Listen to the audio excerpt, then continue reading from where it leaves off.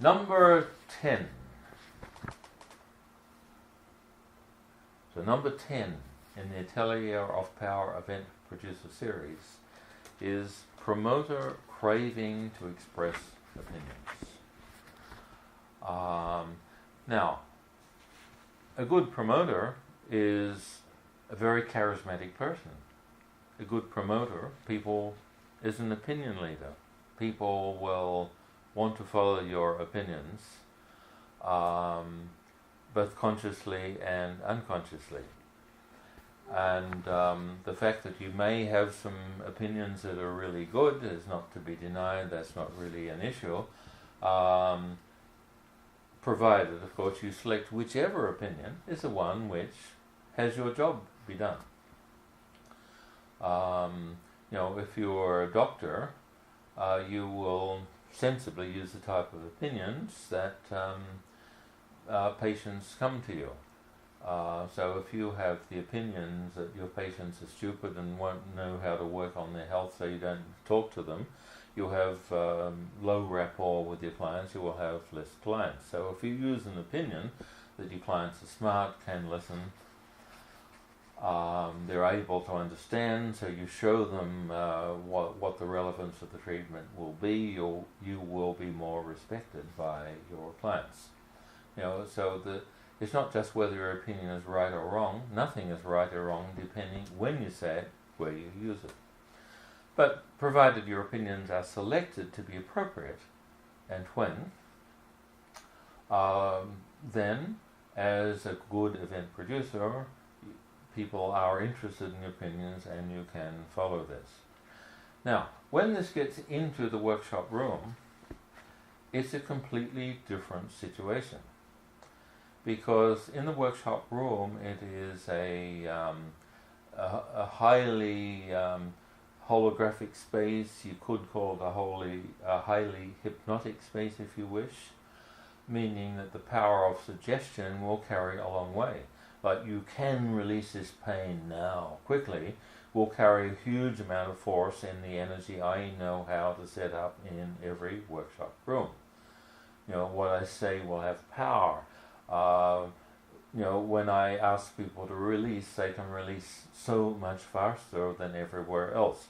I know how to train people, how to be workshop leaders so they can multiply their results by setting up the energy and the words so that everything in the space is amplified.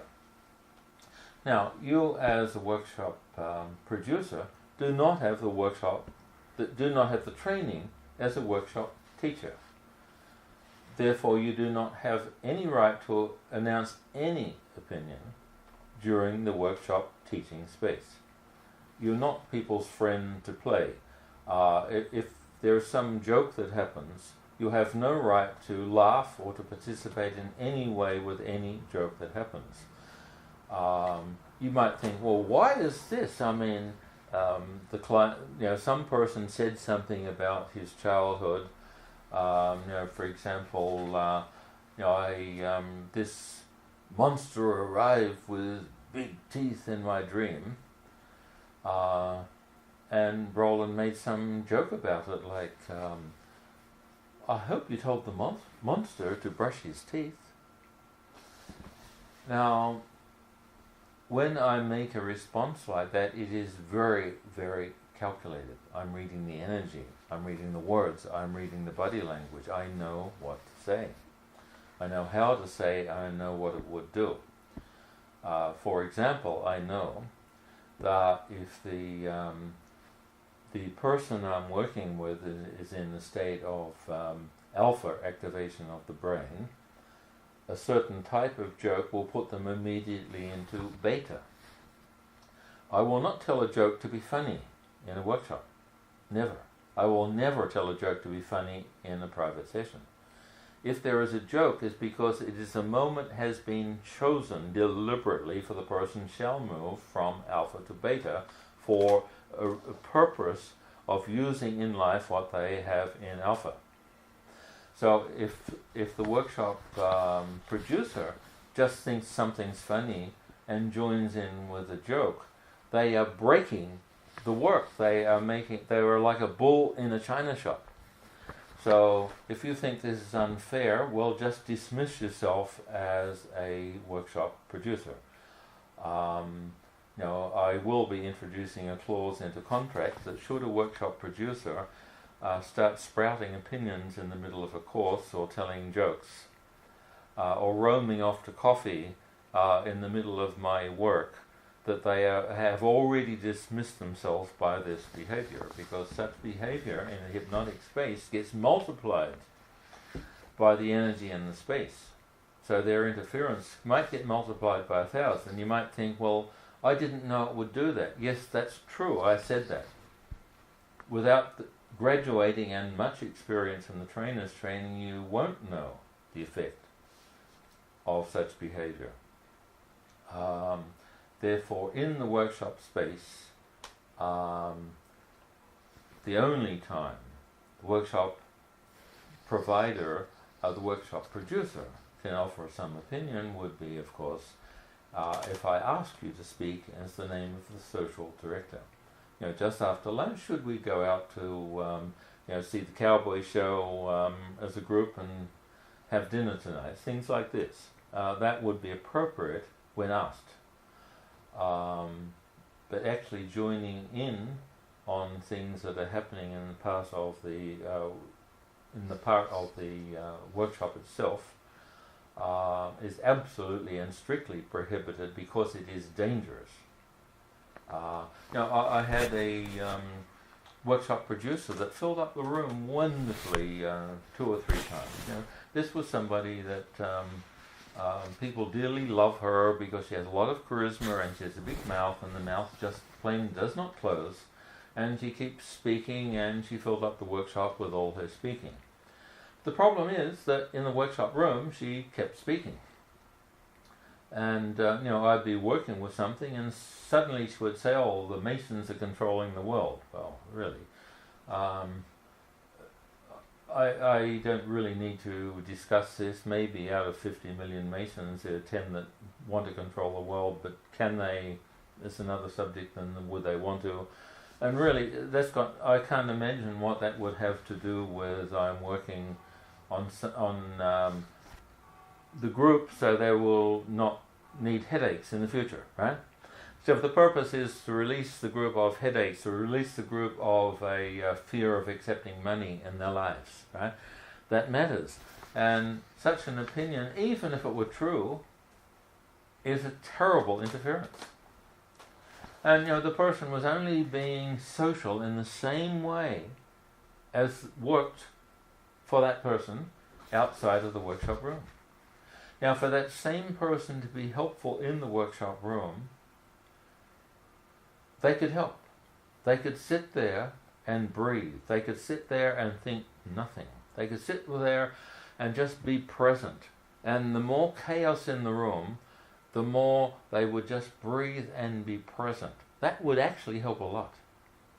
When there's chaos, that same person could help a lot with the same charisma by being absolutely quiet and saying no word about anything. She could still be helpful, but only in silence, in a huge silence, a huge space of silence.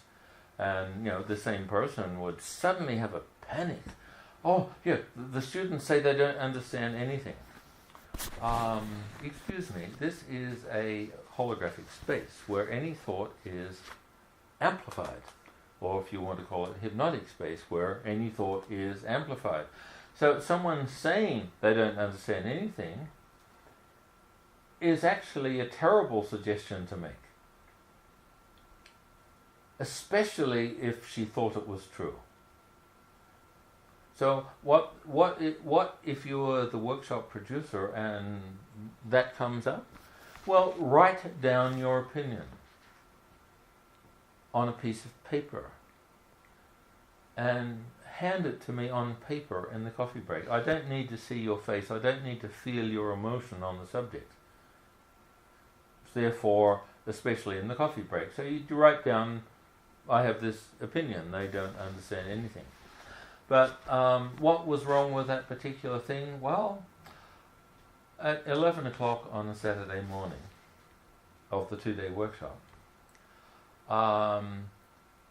when I'm doing my job really well, which I am doing really well, 11 o'clock on Saturday morning, really, they have a mass experience of, I don't understand anything. It's part of the workshop. The people's ideas they've been holding on to that are causing them pain are not there anymore. And they're puzzled, they're confused. I don't understand anything. Yeah, well, they were making their pains without understanding how. Now they don't have what they used to use to make their pains, so they don't understand that. And that's one of the signs I am doing my job. I don't need help to fix it. The person needs to just be quiet. You know, they could write down on a piece of paper and privately say somebody had some problem. Maybe they did. Like maybe one person ate some poisoned chicken the night before and has a sudden case of diarrhea, and I need to be told that with this sudden diarrhea they're not understanding what's happening. No, they could tell me something quietly like this, privately, you know, in the coffee break. But this jumping in to make an announcement like they know what I need to know, the more sure they are of their opinion, the more crazy it is.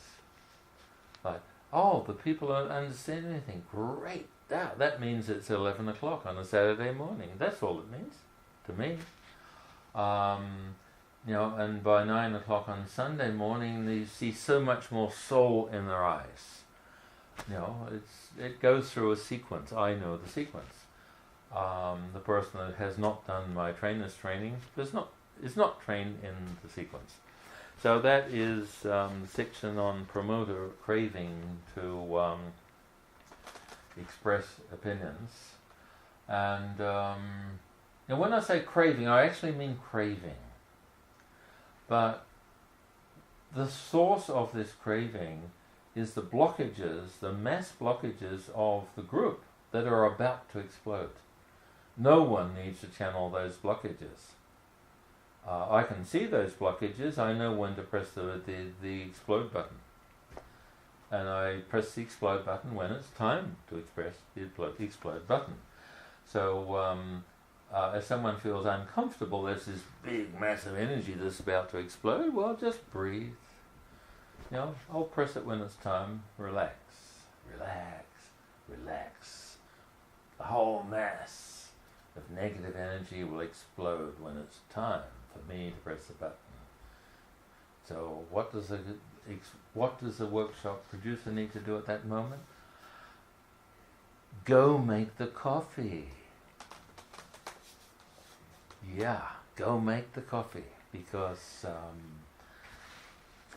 that feeling that is, so tense, what's all this great confusion, simply means that soon Rowland's going to press explode the great big massive garbage button, and everyone will want coffee. That's all it means. So you go make the coffee, and don't try to help me by explaining anything. Okay? So that will help you produce great results as an event producer.